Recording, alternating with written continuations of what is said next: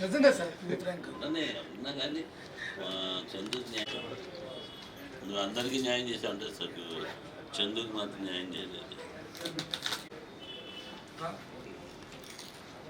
చందుకు తప్పు కదా, గొడవ పడ్డది అయిపోయింది. ఈరోజు పడేయండి వాళ్ళు తినొచ్చేయండి.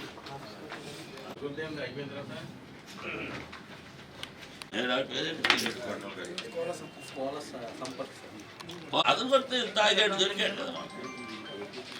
ఇంకా పాత వస్తువులలో బాగాలేదు.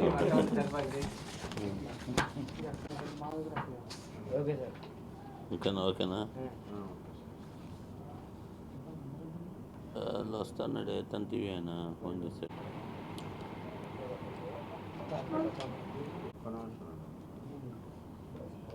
మీరు షేర్ చేయండి ఆయనకి, మిగతా వాళ్ళకి కూడా.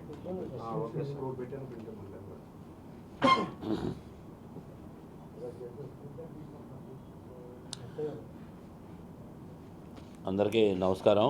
నిన్న 3/8/2024 సాయంత్రం 7:30 గంటల ప్రాంతంలో విజయవాడ 1 టౌన్ సమీపంలో ఉన్నటువంటి ఈ చిరంజీవి బస్టాండ్ సమీపంలో నిన్న ఒక చిన్న దురదృష్టకరమైన సంఘటన ఏంటంటే, ఒక వ్యక్తిని మోటార్ సైకిల్ పైన ర్యాష్గా వస్తున్నాడని, అతని పేరు లక్కీ, ర్యాష్గా వస్తున్నాడని చెప్పేసి అదే వడ్డిరిగూడెం సంబంధించినటువంటి ఈ అది విఎన్ఆర్ గార్డెన్ దగ్గర రాగానే ఈ వడ్డిరిగూడెంకు సంబంధించినటువంటి కొంతమంది వ్యక్తులు వల్లెపు సాయి కుమారు, తురకా మురళి, గుంజే జాను, నిడిగట్ల నాగరాజు మరియు బత్తుల దుర్గారావు వీళ్ళందరూ కలిపి వాళ్ళు ర్యాష్కి వెళ్ళొద్దని ఆగే దగ్గర వాగ్వాదం జరిగింది. వాగ్వాదం అయిన తర్వాత ఈ బత్తుల దుర్గారావు ఇంకో కొంతమందితో కలిసి అక్కడ ఉన్న పాండింగ్ రోడ్లో ఉన్నటువంటి ఈ ఏదైతే ఈ నివసిస్తున్నారో కాటూరు లక్ష్మి అని ఆవిడ ఇంటి వైపుకి వెళ్ళటం, కాటూరు లక్ష్మి వాళ్ళ ఇంటికి వెళ్ళి అక్కడ అతనితో మళ్ళీ వాగ్వాదం దిగి అక్కడ గొడవ పట్టడం జరిగింది. ఇరువురు కూడా అక్కడ కొట్టుకోవడంతో ఇమ్మీడియట్గా వాళ్ళు హాస్పిటల్కి పోయి ఉన్నారు. తర్వాత 112 కాల్ కూడా వస్తే పోలీసులు ఇమ్మీడియట్కి వెళ్ళి అక్కడ ఉన్న కొంతమందిని పికప్ చేసుకోవడం, పోలీస్ స్టేషన్కి Eluru rural police station limits, అది Eluru rural police station limits pick up చేసి తీసుకొచ్చి అక్కడ మాట్లాడుతున్నారు. ఈ లోపల వాళ్ళు కూడా ఎవరైతే ఈ లక్కీ అండ్ వాళ్ళ ఫ్యామిలీ మెంబర్స్ అందరూ కూడా పోలీస్ స్టేషన్ రావడం జరిగింది.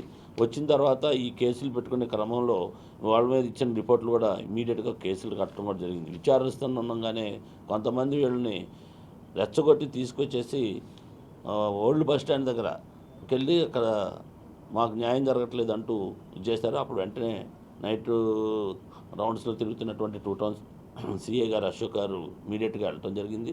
వెళ్ళి వాళ్ళందరూ కూడా జరిగిన విషయం చెప్పి విచారిస్తామని చెప్పగానే దానికి వాళ్ళు యాక్సెప్ట్ చేశారు.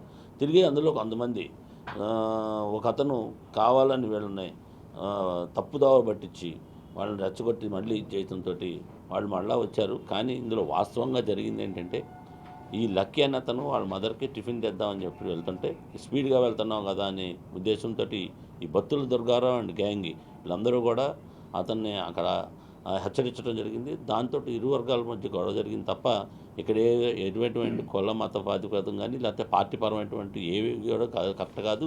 అదేవిధంగా పోలీసులు యాక్షన్ తీసుకోలేదనేది కూడా తప్పు. ఈ రెండు కూడా case and counter case register చేయడం జరిగింది.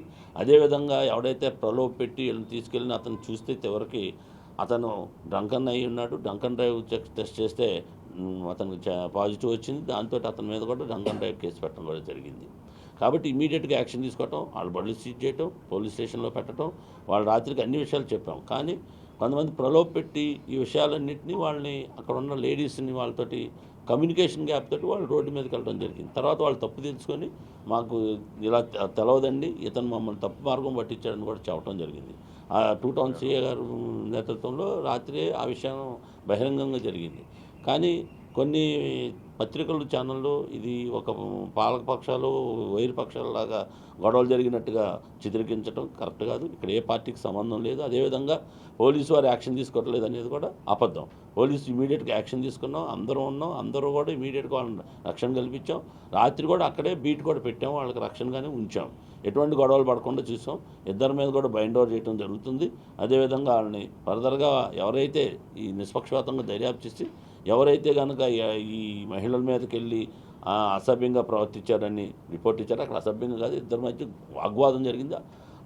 అది ఫ్యాక్ట్స్ బట్టి ఇన్వెస్టిగేషన్లు ఏదైతే దాని ప్రకారం మేము ఖచ్చితంగా కఠినమైన చర్యలు తీసుకుంటాం. వాళ్ళని నిర్వహించడం అనేది జరుగుతుంది. అంతేగాని ఎవరు పక్షాన్ని ఇది చేయటం కానీ ఎవరు కానీ ఏ పార్టీకి సంబంధం లేదు ఈ విషయం. అదేవిధంగా పోలీసులు యాక్షన్ తీసుకోకపోవటం అనేది కూడా అబద్ధం. కాబట్టి పత్రికాముఖంగా ఈ విషయం తెలియపరుస్తున్నాం. ముఖ్యంగా మేము కోరుకునేది ఒకటే, మీరు ఏదైతే ఒక విషయాన్ని మీరు పబ్లిష్ చేసే ముందు పోలీసు వారిని కూడా మీరు నిజానిజాలు అడిగి సరైన సంబంధిత అధికారులు అక్కడే ఉన్నారు, గ్రౌండ్లోనే ఉన్నారు వాళ్ళు, రియల్గా ఆ టయానికి కూడా మీ పోలీసు అక్కడే ఉన్నారు, వాళ్ళ వాయిస్ కూడా తీసుకొని ఉండాల్సింది. దయచేసి మా రిక్వెస్ట్ ఇది, మీరు ఏదన్నా ఒక విషయాన్ని మా దగ్గర నుంచి కూడా మా అభిప్రాయం కూడా తీసుకోవాల్సిందిగా మిమ్మల్ని అందరినీ రిక్వెస్ట్ చేస్తున్నాం. Thank you.